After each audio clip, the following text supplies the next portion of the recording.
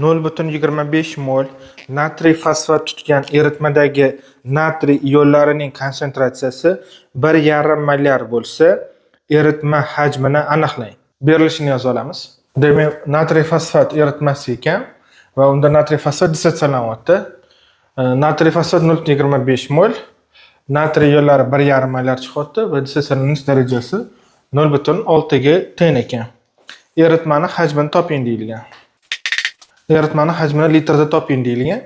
Endi demak 0,5 mol bo'lsa natriy fosfat, natriy iollari aslida qancha chiqishi kerak, shuni topib olamiz.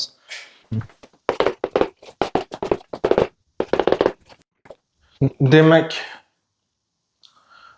chiqishi kerak bo'ladi 0,25 mol bo'lsa tepaga qo'yib olamiz va koeffitsiyentini sharsiya bo'lsa 1 bo'ladi, 1 qo'yamiz, koeffitsiyentini 3 qo'yamiz. Natriyni topishimiz kerak, x qo'yib olamiz va proporsiya orqali demak 0,25 3 ga ko'paytirib 1 ga bo'lamiz.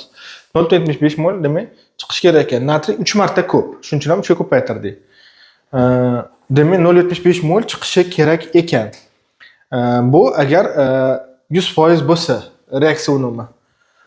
Reaksiya unumi 100% bo'lma, 100% emas, 0,6, ya'ni 60%. Qismdan foizga o'tish uchun 100 ga ko'paytiriladi. 60%. Demak, reaksiya unumi 60% bo'lsa, 60% da qancha chiqadi? Shuni topamiz. 0,75 mol agar 100% bo'lsa, demak, hammasi natriy fosfati hammasi dissotsialansa, 0,5 molini 3 barobar ko'payib, 3 ta har bittasidan 3 ta ion chiqib, 0,75 mol chiqishi kerak. Agar reaksiya unumi 100% bo'lsa, dissotsialanish 100% bo'lsa, hammasi dissotsialansa. Bizda 60%, hammasi dissotsialanmagan. Demak, 60% dissotsialangan. Demak, proporsiya orqali hisoblaymiz. 0,75 ni 60 ga ko'paytirib 100 ga bo'lamiz.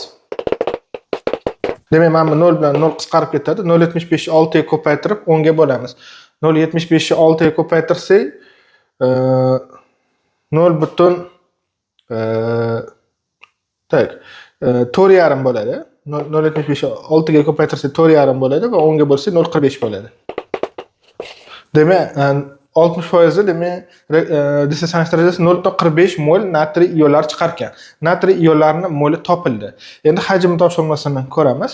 Hajm topshirmasidan oldin molyar konsentratsiya orqali topamiz. Shuni formulasini yozib olamiz.